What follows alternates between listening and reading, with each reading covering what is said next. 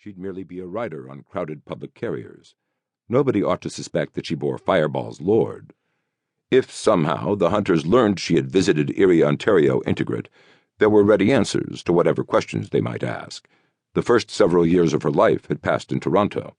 How natural that she spend a short groundside leave taking a look at childhood scenes. Nor would she have to respond personally. By that time, supposing the occasion arose at all, she and Guthrie would be on the far side of the sky. It tingled in her. She, his rescuer. Maybe.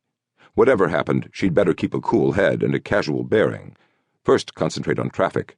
Scores of little three-wheeled cycles like hers wove and muttered their way among hundreds of pedestrians. On most, the canopies were deployed, nearly invisible, shields against the weather. She had left her bubble folded, in an irrational wish to be free today of even such slight confinement. Nothing larger was allowed on this street, but vans threw their noise and shadows down off the monorail overhead. Now and then a flitter went whistling above them. No matter how hard the times, here the megapolis churned. Turbulence eddied from each of the bodies and bodies and bodies that hurried, dodged, dawdled, gestured, swerved, lingered. Colors and faces lost meaning in their swarm. The air was thick with their breath, harsh with their footfalls and voices. Wind drove clouds like smoke across the strips of sky between walls. It struck through Kyra's happy coat. Her blood welcomed the sharpness, which cut away part of the stench and claustrophobia. Had this sector gone hellward in the past couple of decades, or was memory just softening itself? She wasn't sure.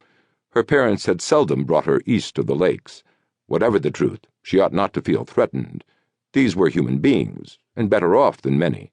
Yes, look, that dark woman in her sari, that caballero with bells on his wide-brimmed hat, that hombre whose brotherhood emblem was big scarred hands, declared him a manual worker, that couple who by their green garments defiantly proclaimed themselves believers in the renewal, as their grandparents had been.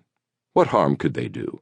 The menace was high world, the wielders of forefront technology, money, influence.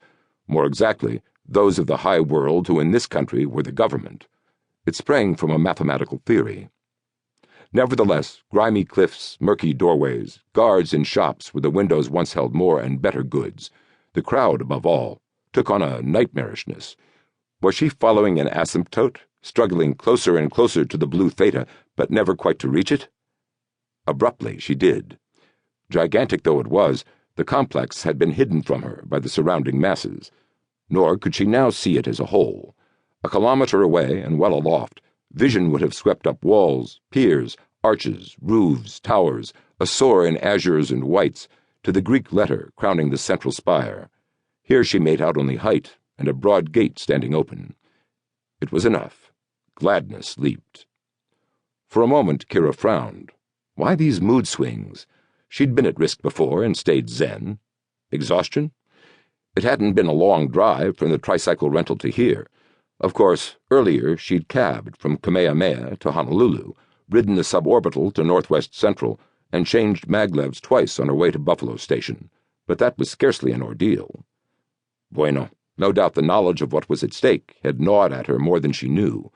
Silently reciting a peace mantra, she sought a place to park. There. She stopped her motor, dismounted, wheeled the machine over to the rack, inserted a coin, and keyed the lock to her thumbprint.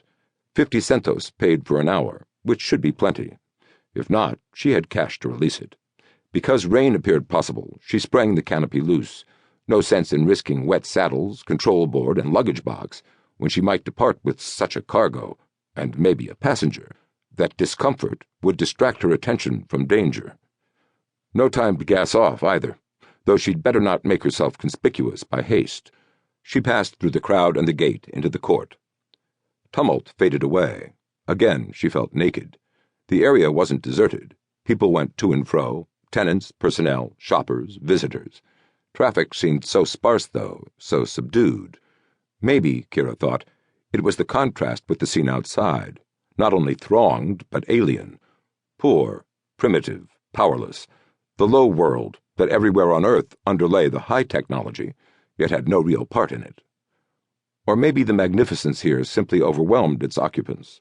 Mosaic pavements surrounded fountains, gardens whose flowers and shrubs were the work of genetic artists, an outsized hollow.